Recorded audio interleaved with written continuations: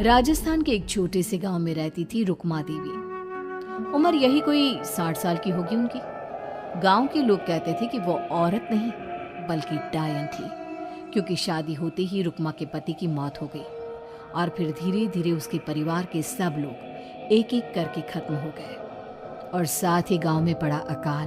जमीन सूख गई, खेती सूख गई, लोग भूखे मरने लगे। रुक्मा को गांव से बाहर निकाल दिया गया और तब से वो गांव के बाहर झोपड़ी बनाकर रहने लगी।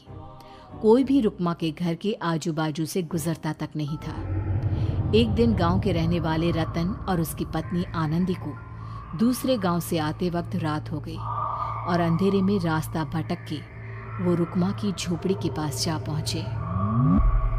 अरे आनंदी, ये क्या हो गया? हम तो रुक्मा डायन की झोपड़ी के पास आ पहुंचे। अब तो सब बुरा होगा। जल्दी जल्दी से निकल यहाँ से। हाँ जी, सही कहते हैं आप। ये डायन हमको खा जाएगी। जल्दी भागो यहाँ से। तभी रुक्मा झोपड़ी से बाहर आती है। अरे रुको, तुम लोग यहाँ मेरी झोपड़ी में आराम कर लो और देखो, इस रास्ते पर आगे मत जाना। हाँ हाँ, हमें आगे जाने से इसलिए रोक रही है ना, ताकि हमें मार डाले तू। अरे ना ना, मैं तो तुम्हारी जान बचाना चाहती हूँ, मेरी बात तो सुनो। डर की वजह से आनंदी और रतन वहां से भाग जाते हैं, लेकिन फिर अगले दिन गांव में खबर फैलती है कि रतन और आनंदी ने अपने घर में फांसी लगाकर आत्महत्या कर ली। वजह क्या थी किसी की समझ में नहीं आया। अगले दिन गांव में जोर का तूफान आया और भयानक तरीके से किसी के रोने की आवाज गूंजने लगी।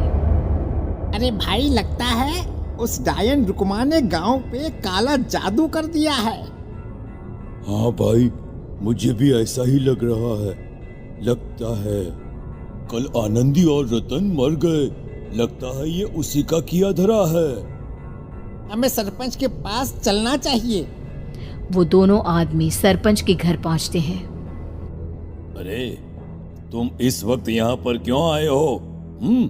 जानते नहीं बाहर क्या हो रहा है? कितनी डरावनी आवाज गांव में गूंज रही है। बस मालिक, किसी तरह आ गए। पूरे गांव वालों की जिंदगी का सवाल है। अरे मालिक, ऐसे तो सब एक एक करके मर जाएंगे। तो क्या चाहते हो? क्या किया जाए? मालिक, हमें रुक्मा को मारना होगा। अरे जब तक वो डायन गांव में जिंदा रहेगी, तब तक गांव में ये सब होता ही रहेगा।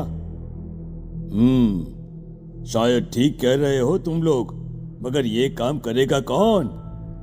मालिक, अगर आप कहे तो हम दोनों मिलके इस काम को अंजाम दे दे। बस आपको हमें यकीन दिलाना होगा कि हम पकड़े नहीं जाएंगे। ठीक है, लेकिन बाहर जो आतंक का साया है, उसमें तुम दोनों रुक्मा तक पहुंचोगे कैसे? हैं? क्या तुम्हें डर नहीं लगता? मालिक, आप उसकी चिंता ना करें। काल भैरव का भभूत है हमारे पास। रुक्मा तक पहुंचकर आसानी से मौत के घाट उतार देंगे उसको। हाँ, मैं भी चलूंगा तुम लोगों के साथ। उस डायन को मरते हुए देखने की बड़ी इच्छा है मुझे। सरपंच उन दोनों लोगों के साथ गांव के बाहर की तरफ चल देता है। गांव में घनघोर काली रात पसरी हुई थी और दिल दहलाने वाली चीख की आवाज माहौल को बेहद खौफनाक बना रही थी। हाथ में काल भैरव का भभूत लिए वो तीनों रुक्मा की झोपड़ी की तरफ जा रहे थे। वहां पहुंचने के बाद, ये लो खंजर और पार कर दो इस डायन के कलेजे के अंदर। मालिक, आप बस यहीं खड़े होकर नजारा देखो, आज ना बचेगी ये। हाँ मालिक, ये भभूत अब इसकी जरूरत नहीं है। मैं इसे यहाँ पेड़ की डाली पे रख देता हूँ। लौटते वक्त हमारी रक्षा करेगा। वो दोनों आदमी चुपके से सोती हुई रुक्मा देवी के ऊपर वार करते हैं। एक जोरदार चीख से वो इलाका गूंज उठता है, लेकिन अचानक रुक्मा के शरीर से जो खून बहता है उसका रंग नीला था। ये देखकर वो दोनों आदमी डर से कांपने लगते हैं। अरे अरे अरे अरे, ये क्या? अरे इसके खून का रंग तो नीला है। अरे तो क्या हुआ? डायन जो ठहरी इंसान नहीं है ये, और आज इस बात का पक्का यकीन हो गया है। मर गई चुड़ैल, मर जाने दे। चल सरपंच साहब को जाकर ये खबर सुनाते हैं। वो दोनों जैसे ही बाहर आए, उन्होंने देखा सरपंच की लाश पेड़ पे लटकी हुई थी। ये देखकर वो दोनों डर के मारे चीखते हुए वहां से भागे, लेकिन तभी एक बेहद डरावनी औरत उनके सामने आकर खड़ी हो गई। कहाँ जा रहे हो? तुम्हें क्या लगा किसी का खून करके बच जाओगे तुम? कौन हो तुम? कौन हो? हमने तो डायन को मारा है, कुछ गलत नहीं किया भाई। वो डायन नहीं थी, वो इस गांव की रक्षा कर रही थी। तुम कौन हो और तुम्हें कैसे पता वो कौन थी? उसने रतन और आनंदी को मार डाला।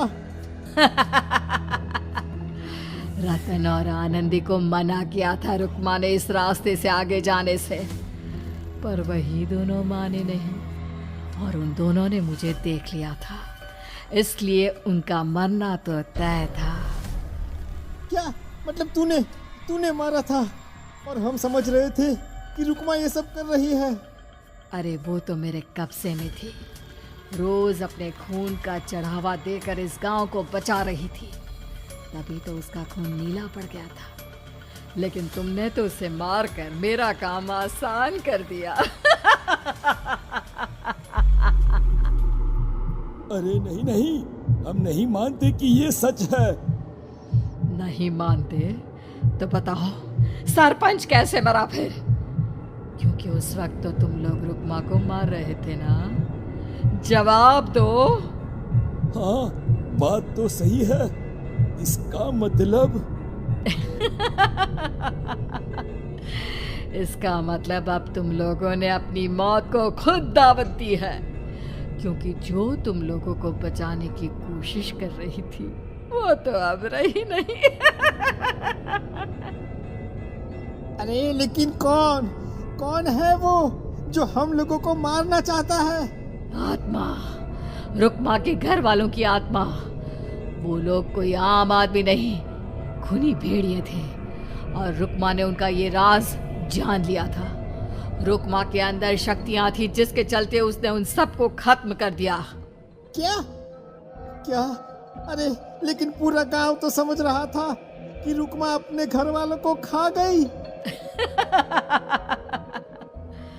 खा रुक्मा नहीं, मैं आ गई। क्योंकि असली डायन मैं हूं और अब कोई नहीं बचेगा इस गांव में, कोई नहीं। भागो तुम दोनों।